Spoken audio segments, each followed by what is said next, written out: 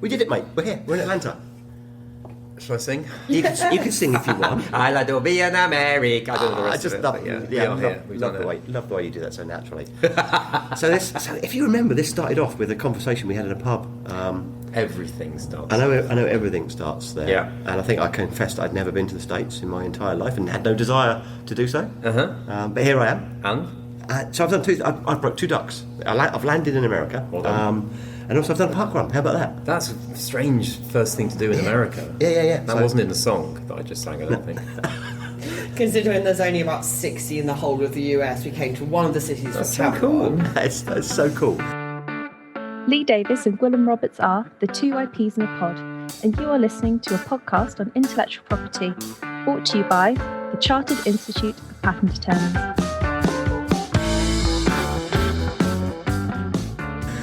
So here we are, we're in Atlanta, at INTA, which is the biggest conference I've ever been to. It's got to be. I mean, if trademark attorneys were nuclear bombs, we'd be hitting critical mass. This would be the equivalent of the Manhattan Project, Lee. I have no idea what that is. You're going to have to explain that to me. Trying to make a nuclear bomb. Oh, is it? Yeah, but it's like a nuclear bomb made of trademark attorneys. Should I have known that? Is that something I should have known? Yeah, it's that film. What's the Oppenheimer? No, I've not seen it. Did you see Barbie? No, I've not seen Barbie either. Okay. I'm not the world's biggest film watcher, to be fair. I love that film. Anyway, but so back to the script. Not that we have a script.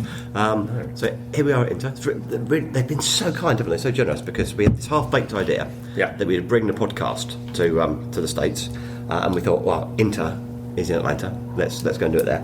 And they've looked after us. They've given us a lovely room to record in. They've entertained me wandering around later on with a big phallic-looking microphone around the exhibition space. I haven't seen it yet. They haven't. Well, I did put a picture on LinkedIn this morning. So we have to take that off again. So, yeah. Oh my god! I was a bit worried coming in here. There wasn't a bag check coming into the conference centre today, was there? And I was a bit worried because if you look at the big mic that we use for podcasting, if you look at then my very long extended kind of remote mic and the 2 little trigger mics I've got, it looks like if you put them together, you've got some kind of submachine gun. Good, but it is just a microphone. Does that mean Emily's going to be following you around with like a boom and a big furry thing hanging over your head? Is that? But she does that normally anyway. Exactly. That's just. It's not a microphone. We don't know what it is. That's just this thing on the stick. That's just so normal. odd. Yeah. So we've had stuff going out in the INTA newsletter. We've had stuff going out from INTA online. We've got a picture in the INTA newsletter. Yeah. The 2 IPs picture. That's me and you in a pod. That giant pea pod we had to buy to stage that? I know. And how difficult was it to kind of keep your head in the right place? No, it is nice, and I've been to INTA once before when it was in Barcelona, and it's just the sheer size. Didn't you get mugged? Yes, I did.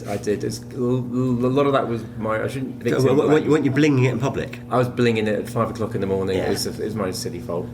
But remarkable, and I mean, I don't know about yesterday, but I mean, yesterday, everywhere you went, there were at least 2 INTA parties happening. Oh, always happening. In every cafe. And you can't walk round a block. Is that what you do in America? You can't walk round a block without seeing people with lanyards around their necks. Yeah, it's superbly international. There's people from all over the place have flown in for this as well. I'm a bit nervous about the wearing of lanyards outside of the conference centre, so I take mine off because it doesn't mark me then as rich lawyer who could be a target. That's fair. So yeah, I think that's a tactic to a drop. I didn't have my lanyard on in Barcelona. It didn't help.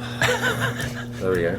No, but I think having done it before, it's just the intensity and the energy of these guys. My colleagues who are doing this, they're just on from 8 till midnight every day, meeting. It is incredible the amount they get reception. Yeah, see, party hard as well as work hard. Oh, we did. First day in, we went to the opposition, the gig. The gig at the Eastern, I think was the venue. It was a cracking venue. It's proper old 80s kind of nightclub feel to it. So I felt immediately at home. I could first name check actually because my mate JH, Jean Sant, was one of the drummers from the opposition. I had a backstage pass. We couldn't quite see the drummer from our position of non-advantage. Okay.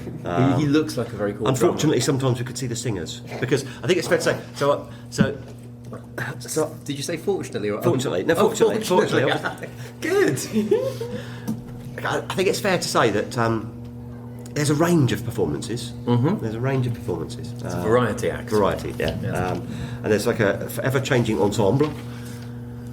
But that's quite complicated actually because you're forever tuning and miking. So we were saying, how do they rehearse it when you've got people coming from kind of I'll say every corner of the globe, but globes don't have corners, do they? So why do they say that? I don't know.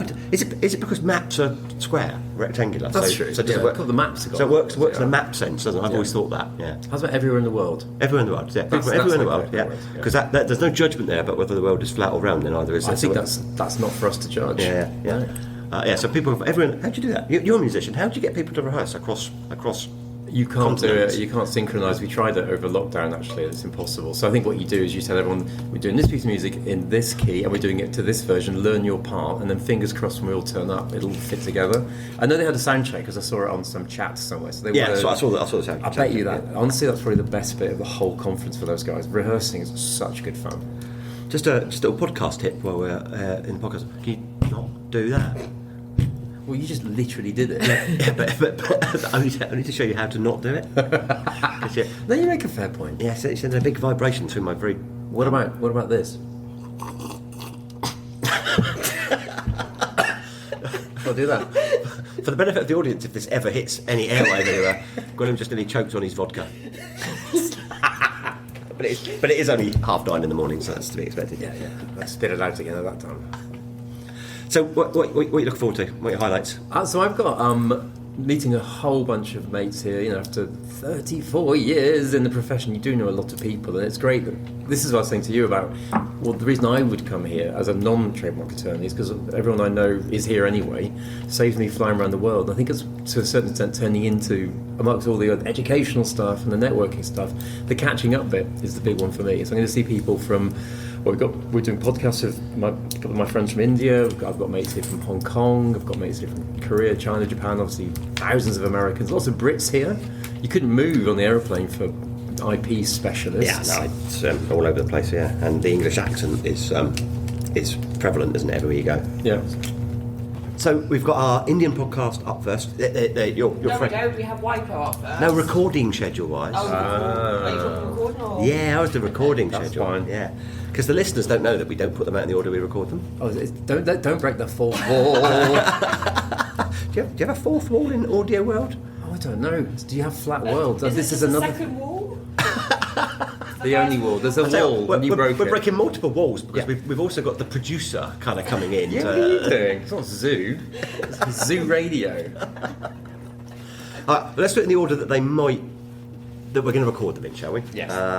So your Indian colleagues. So Vaibhav and Bharat. Vaibhav and Bharat. Looking forward to that. So and the kind of script tells me it's the state of Indian IP, but it's not a state, is it? It's kind of the what's going on in India. What's the big news? Indeed.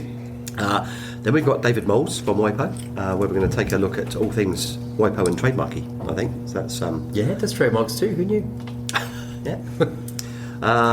Then we've got return visitors to the podcast. Well, at least one return visitor because we've got the UK IPO. We've come to the US, and one of our first podcasts is the UK IPO. So we've got Andy Bartlett. And we're going for lunch with them. I hope we have Morris. fish and chips. We are going for lunch. I had fish and chips last night, so I'd probably. Did you? Yeah. Oh, interesting. Catfish and chips. Or... It wasn't catfish. It was some anonymous whitefish. It might be catfish. I had catfish and chips. It was an Atlantic fish.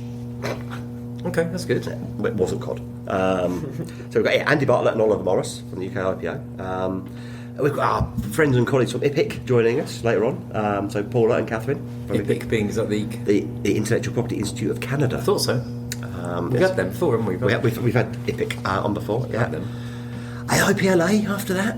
AIPLA, yes, just get big guys. Get Are they allowed here though? Well, I'm hoping that we can get some tips about how to run a professional body. Yeah, well, I mean, don't say anything, Lee, but yeah, make notes. Don't worry, I will. Yeah. Hope to get a few mini recordings done. So I'd say I've got my little roving mic. I'm going to have a little wander around and stick it under people's noses and hope they talk to me. Very thing on the stick. Yeah, it is. Yeah.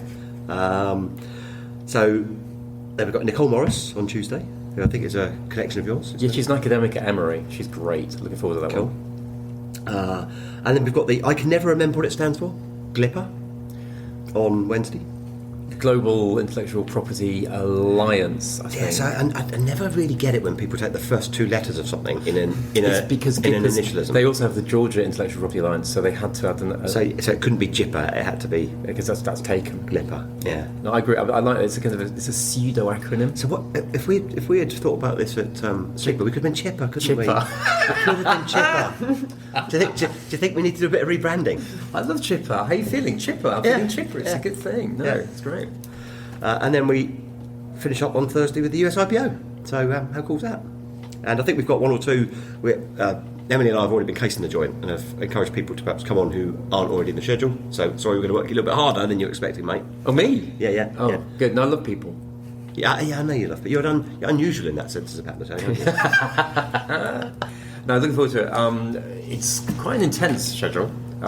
It's good though because it means we can get a load of podcasts out. Yeah. And as you know, break America. America, we want to break you. That doesn't sound good when you say it that way, does it? That's not what we mean. America, you will be broken.